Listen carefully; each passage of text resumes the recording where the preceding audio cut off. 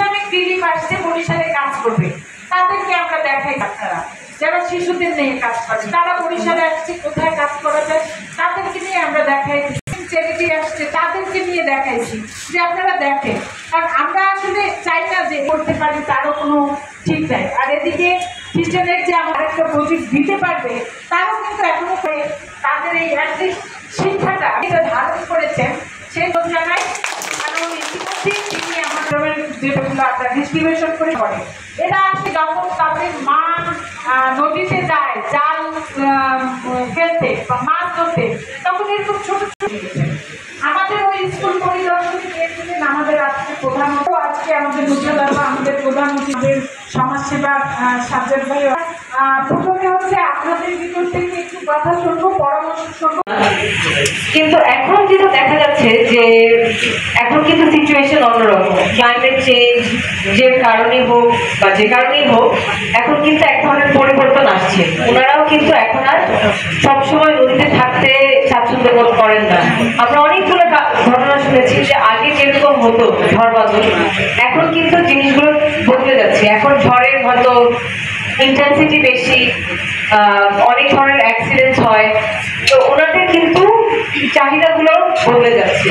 তো এখান থেকে আমাদের এই প্রকল্প তো মাত্র 6 মাসে, আমরা মার্চ থেকে সেপ্টেম্বর পর্যন্ত করলাম, তাই না? আসল ব্যাপার মার্চ থেকে সেপ্টেম্বর, তো মাত্র 6 মাসে আমরা কিছু খুব অল্প কিছু জায়গায় কাজ করতে পেরেছি। আমরা যেগুলো একেবারে মানে দৈনন্দিন প্রয়োজন, যেখানে ওনাদের চাহিদা থেকেই আনা, কিন্তু যে স্যানিটেশন, অ্যাক্সেস টু স্যানিটেশন, এই জায়গায় ওনাদের খুব ঘাটতি।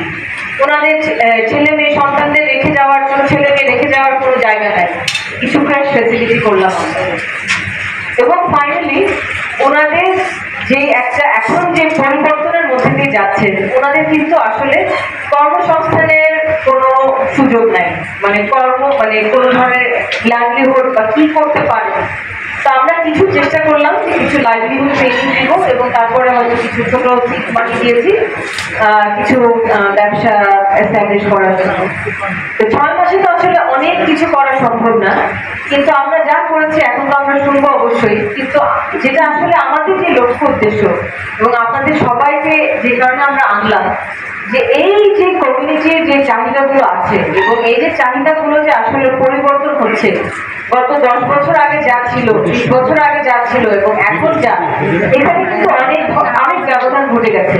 তো আপনাদের যে ধরনের ডেভেলপমেন্ট ইনিশিয়েটিভ থাকবে বা যে ধরনের প্ল্যান থাকবে, সেখানে আসলে ওনাদের মতো কমিউনিটিকে কিভাবে সংযুক্ত করা যাবে সেটা নিয়ে আসলে ভাববার বিষয়।